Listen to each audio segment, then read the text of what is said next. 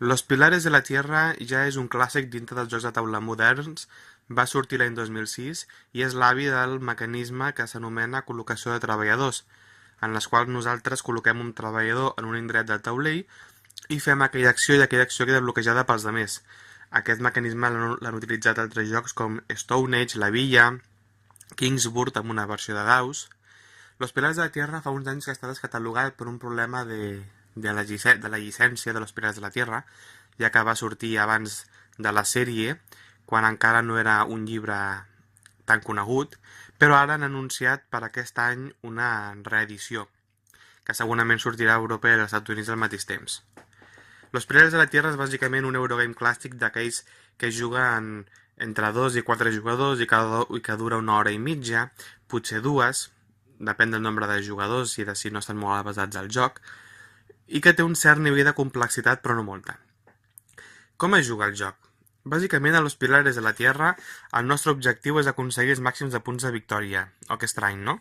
Per fer-ho, recollirem matèries primeres, grava, pedra, fusta, i utilitzarem els nostres artesans per convertir les matèries primeres en punts de victòria. El joc bàsicament té dues fases.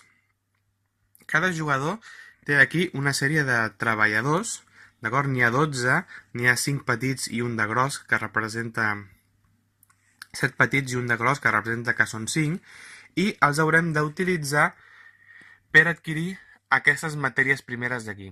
Aquesta és una primera fase. Tenim matèries primeres com són fusta, grava i pedra, i també tenim aquí artesans. Els artesans es paguen amb monedes i les matèries primeres es paguen amb treballadors per obtenir-les.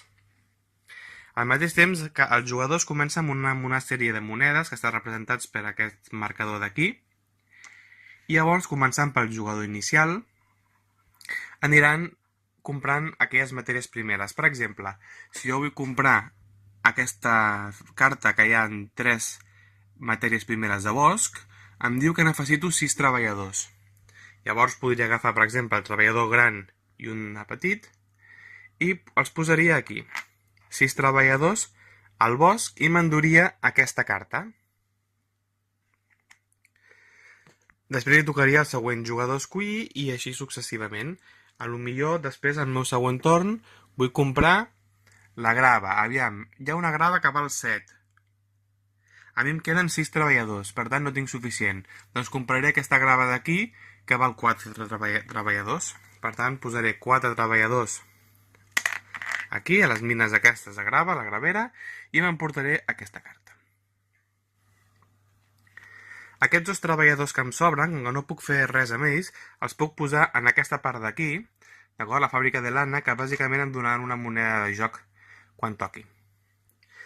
Una vegada els jugadors han adquirit les matèries primeres o els artesans, s'acaba aquesta fase i passem a la fase pròpiament de col·locació de treballadors. Aquí tenim aquesta peça que és un maestro constructor, que sembla un alfil. Llavors, tots els jugadors posaran els seus maestros constructors dintre d'aquesta bossa i els anirem traient a l'atzar per col·locar-los en el taulell de joc. Fixeu-vos que el taulell està ple de coses, d'acord? Hi ha un munt d'accions per fer. Hi ha pròpiament els jocs on aconseguim els recursos, però també hi ha un lloc on podem adquirir artesans sense haver de pagar el que costen, simplement posant-hi la nostra persona. Aquí podem aconseguir 2 treballadors extras pel següent torn. Aquí podem comprar i vendre mercaderies. Aquí podem aconseguir un material gratis al mercat o protegir-nos d'un event. Aquí es revelen els events. Aquí aconseguim diners pels treballadors que hem posat. Aquí aconseguim una d'aquestes cartes que ens pot donar poders de bonificacions. Aquí aconseguim punts de victòria directament. Aquí aconseguim un metall i a més estem protegits dels impostos. I aquí podem ser el següent jugador inicial en la següent torn. Per tant, tenim moltes coses. Es treuen a l'atzar de la bossa els maestros constructores, d'acord? La persona que treu, el jugador inicial, té la capacitat d'una vegada descartar una jugada, de manera que jo podria tornar a posar aquest personatge que és meu a la bossa i tornar-lo a treure. Perquè què passa? La primera persona que treu ha de pagar el màxim per posar el seu treballador. Per tant, jo hauria de pagar 7 monedes si vull col·locar el meu treballador. Jo he de pensar, realment, 7 monedes són moltes en aquest joc, perquè aquí les monedes són escasses, s'han de cuidar bé. Realment vull pagar 7 monedes? Hi ha alguna cosa en el tauler que sigui realment tan important ara mateix com per justificar les 7 monedes? Si considero que sí, jo pagaria les 7 monedes, baixant aquí, i posaria el meu treballador allà on vulgui, per exemple, jo que sé, aquí. Per aconseguir el fabricante de herramientas, que vol dir que si tens un metall, cada torn et va donant 2 monedes al final del torn. I en 6 torns. Però si jo digués, no, 7 monedes són moltes, posaria el meu maestro en espera. Posaria aquí. En espera, de moment que ara no actua. Trauria una altra de la bossa, a fugir del groc. I el groc faria el mateix. Pago 6 monedes per posar el meu treballador o m'espero. Doncs aquest diria, va, jo sí que pago 6 monedes i el poso aquí. D'acord? I això es correria cap aquí. I així s'anirien avançant. Al final, una vegada s'arriba al 0, totes les persones que hagin tingut maestros d'aquests que els han posat aquí, ara ja els podran col·locar en el taulell gratuïtament. Clar, si juguen 3 o 4 jugadors, sobretot 4 jugadors, quan els arribi a ells aquest torn, estaran gairebé tots els espais ocupats. Per tant, segurament, bueno, els hi sortirà gratis, però ho hauran de posar segurament al lloc menys interessant de tots. Per tant, és una part molt important d'aquest joc, el fet de dir, pago per posar-lo allà on vull, a vegades és millor descartar-ne un i guardar els diners, perquè a mesura que van avançant en el joc, cada vegada van sortint artesans millors. A les dues últimes rondes surten artesans boníssims, i un artesà pot canviar totalment la partida. Per tant, té aquest element, no?, de fins a on m'arrisco, fins a on gasto monedes, perquè les monedes aquí no són fàcils d'aconseguir. Una vegada s'han col·locat tots els nostres maestros artesans, començant pel número 1, es van resolent totes les parts del taulell. En primer lloc, eventos. Todos los jugadores reciben un metal. Veus? Aquest és un bon evento. Després, la càtedra de l'obispo. Podem aconseguir un material gratis o, si l'evento fos dolent, ens podríem protegir contra ell. Després, la fàbrica de lana. Aconseguim tantes monedes com jugadors n'hi hagin. Després, si aquí hi ha persones, recullen les cartes. Després va l'abadia per aconseguir punts de victòria. Després el bosc. Ara aquí és quan nosaltres hauríem de dir, jo que tinc aquesta carta, descarto aquesta carta que val 3 i m'emporto 3 fustes per mi. Sí? Passaríem a la pedra el mateix. A la cantera el mateix. Tenia aquesta carta d'aquí, a la gravera que he guanyat abans, per tant la descartaria i serien 3 graves per mi. Molt bé. Ara passarem aquí. El jugador groc que ha estat el primer en posar aquí la seva figura guanyarà el metall, que el metall cap al final del joc es tornen molt importants perquè hi ha artesans que treballen amb metall, i ara més tiraria el dau per veure els impostos que han de pagar aquell torn cada jugador. 4 monedes, que són moltes. Tots els jugadors que tinguessin un maestro artesano aquí estarien exempts de pagar els impostos. Després passem aquí, on nosaltres podem aconseguir els artesans gratuïtament, depèn on l'haguem posat, i el castell, on nosaltres podem aconseguir treballadors extras per la pròxima ronda, el mercat, on podem comprar i vendre recursos, la grava ara la podem vendre per 2, la fusta per 3, la pedra per 4 i el metall per 5. El metall no es pot comprar, però els altres sí que es podem comprar per lo mateix que aquí ens diu que costen. I si algú hagués posat aquí, seria el pròxim jugador del següent torn.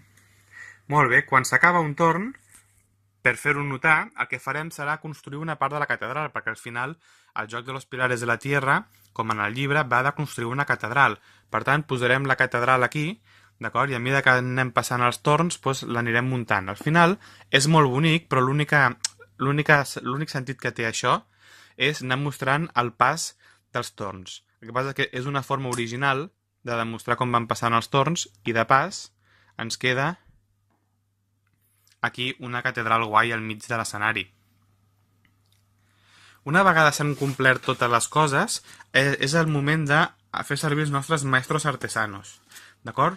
Tots comencem amb 3 maestros artesanos que són els bàsics i essencials. Després en podem anar comprant més. N'hem de tenir sempre 5 o 6 com a màxim. Per tant, a mesura que anem comprant de nous, haurem d'anar traient aquests d'aquí. Llavors, Els maestros artesanos ara amb el que fem és utilitzarem els nostres recursos, d'acord, per canviar-los per punts de victòria. Per exemple, el mezclador de argamassa pot convertir 3 argamasses en un punt de victòria i això ho pot fer 3 vegades. Per tant, jo podria dir, doncs mira, aquestes 3 argamasses les descarto, les poso una altra vegada i aconsegueixo un punt de victòria. Per tant, vaig aquí i pujo un punt de victòria. El picapedrero converteix 2 pedres en un punt de victòria i ho fa 4 vegades. I l'ebanista, 2 fustes amb un punt de victòria i ho fa 4 vegades. En general, la pedra és l'element que més punts de victòria ens proporciona, però també és el que costa més treballadors d'aconseguir. Un ha d'intentar una mica mirar d'especialitzar-se, perquè si intenta abarcar tot, no li sortirà bé. Al final del torn podem conservar fins a 2 recursos per la següent ronda. Només 2. No els podem anar acumulant a lo bojos i gastar-los tots al final amb els millors artesanos. Per tant, els hem d'anar gastant. Per exemple, amb l'ebanista dic, aquestes 2 fustes les converteixo en un punt de victòria i al final ja em quedo amb una fusta pel següent torn. Aquestes cartes d'aquí se'n van, tots els maestros artesanos també se'n van, tornen a la bossa, i d'aquí es traurien aquests dos d'aquí, aquestes cartes es tornarien a treure totes per tornar-les a barrejar, i començaríem la següent ronda. Posaríem noves cartes aquí, es traurien aquestes dues, si ningú les hagués agafat, noves cartes de poder, se'n traurien de noves,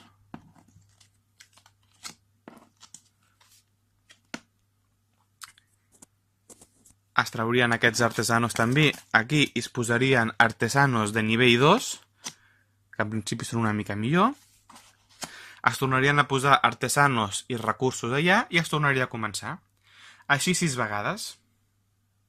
I bàsicament això és tot. Fixeu-vos, per això, la diferència entre el nivell d'artesanos del nivell 1 i dels últims nivells del joc. Per exemple, aquí tenim un artesano de nivell 6, de l'entorn 6. Clar, costa 10 monedes, però fixeu-vos que pot convertir 2 vegades un metall en 4 punts de victòria, que és molt bèstia. Aquest d'aquí. Una fusta i un metall per 6 punts de victòria. Aquest, una sola pedra per 2 punts de victòria i a sobre 4 vegades. O sigui, en 4 pedres podríem aconseguir 8. Per tant, cada vegada van sortir millors escultors i hem de saber anar combinant el fet de gastar-nos la matèria primera, de gastar-nos les monedes aconseguint més artesans, sabent que cap al final del joc surten artesans millors, aconseguir una miqueta de metall. És un joc, diguéssim, que en quant a normes, ja veieu que no és difícil, és més aviat senzill, però té molta estratègia, que necessita unes quantes partides per realment aprendre't bé, diguéssim, com fer les millors estratègies, diguéssim. És un joc més sessudo del que sembla a primer cop de vista, però és un dels meus preferits. El tinc des de fa anys, va ser un dels primers jocs que vaig jugar i és un dels meus predilectes i també un dels meus predilectes de la família, tot i que ara fa temps que no hi juguem, no? Perquè el vam cremar bastant al principi. Però en qualsevol cas, per mi és un dels millors jocs de taula moderns, sobretot si us agrada la mecànica aquesta de col·locació de treballadors. Un joc molt interessant, Los Pilares de la Tierra.